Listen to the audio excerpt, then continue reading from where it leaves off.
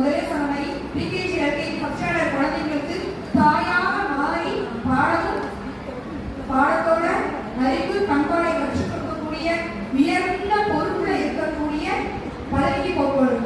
நம்ம சொல்லலாம் LKG miss தானே, ஆனா நான் எல்கேஜி மிஸ்க்கு எப்பவுமே வருஷம் போய் பார்த்து அவங்களுக்கு ஏதாவது கொடுத்துருவேன். ஆசிரியர்களுக்கு புக்கு பெண்ணு பென்சிலும் கொடுப்பேன். ஆனா கொடுப்பேன் ஏன் அப்படின்னா சிறு குழந்தையில அந்த பிள்ளைங்க தெரியாம செய்யற சேட்டைகள்லாம் அன்னையாக மாறி சாப்பிடமா உணவு ஊட்டுறதுல இருந்து படிக்கலன்னா புரியறத திரும்ப திரும்ப சொல்லிக் கொடுக்கறது, சேட்டை பண்ணும்போது கொஞ்சம் அன்போட கண்டிப்பையும் கலந்து கொடுக்குறாங்க இல்லையா, அந்த படிதான் நீங்க போய் இல்லையா அடுத்த சமூகத்தை உருவாக்கக்கூடிய பொறுப்புல இருக்கக்கூடிய ஆசிரியர் பெருமக்கள் நீங்க, வருங்கால பேராசிரியர் பெருமக்கள் நீங்க எல்லாருமே.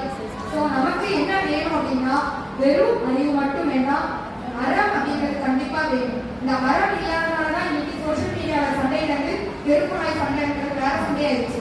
எல்லா சண்டை சச்சரவு நடக்கக்கூடிய பாலியல் குற்றங்கள், போதை பொருள் எல்லாத்துக்கும் காரணம் என்ன அப்படின்னா நம்ம ஒழுக்கத்தை விட்டு தவறினதான். மனித நேயம், கொஞ்சம் பண்பு, பாசம் இதெல்லாம் இன்னைக்கு மறந்து தான் அப்படிங்கிறதுக்கு போனோமோ. ரொம்ப அறிவாளிகிட்ட போய் பாருங்க, ரொம்ப அறிவாளி, இவங்களாம் அறிவு வளர்த்துட்டு இருக்கிறாங்க. நான் எனக்கா எல்லாம் தெரியும் இருக்கிற அறிவாளி இருப்பாங்க இல்லையா, அந்த அறிவாளிகிட்ட போய் பாருங்க, நான் சொல்றதான் கரெக்ட், நான் வச்சதுதான் சட்டம், இப்படி இருக்கிறதுனால வீட்டுக்குள்ள 2 பேர் சேர்ந்து 1 மாசம் கூட வாழ முடியும் படிக்க டைவர்ஸ்ல போயிடுறாங்க. இங்க காலத்துல பிரச்சனை இல்லைன்னா நிறைய இருந்துச்சு. ஆனா அதான் நம்ம குசிலாம் கட்டி விட்டுட்டு சரி இந்த ஒரு வாழ்க்கை நல்லா வாழ்க்கை அப்படின்னு ஸோ விட்டு கொடுக்குற மனப்பான்மை, சகிப்புத்தன்மை, மனித நேயம், பண்பாடு. இந்த சொன்னாங்க இல்லையா போன் உடனே அவங்க ஹார்ட்டே உடனே மாதிரி ஓடி போறோம், அப்படி கிடையாது. போன் உடனே கூட நம்ம திருப்பி வாங்கிக்கலாம். ஆனா மனிதனுடைய மனமும் அவனுடைய ஏதோ ஒரு இடம் உடஞ்சிச்சு அப்படின்னா அன்பால மட்டும்தான் இந்த அறம் அப்படிங்கிறது கண்டிப்பா வேணும். அறம் தான் நாளைய சமூகத்துடைய ஆணிவே.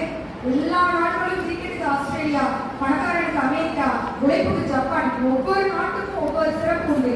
ஆனா பண்பாடு, ஒழுக்கம், அறம் அப்படிங்கிறத என்றைக்கு உயர்த்தி நிற்கிறது நம்மளுடைய தமிழகம். நம்ம தமிழகத்துடைய நம்ம பிள்ளைகள் இன்னுமே அந்த பண்பாடுகள் சிறந்து தலைமுறை தலைமுறையாக கட்டப்படுகிறது. ஆகவே அறிவு அப்படிங்கிறது நம்ம தேவையா இருந்தா கூட நம்ம வாங்கிக்கிறோம், அதை படிச்சுக்கிறோம், அதை நம்ம கண்டிப்பா அறிவை பெருக்கிவோம், அது கிடைச்சிடும். ஆனா அறம் அப்படிங்கிறத வளர்ந்துக்கிட்டோம் அப்படின்னா இரண்டும் சேர்ந்து நல்ல ஒளி விளக்காக நம்ம திகழ்வோம் அப்படின்னு சொல்லிக்கொண்டு, ஆகவே இந்த உரையில பார்த்தாலும்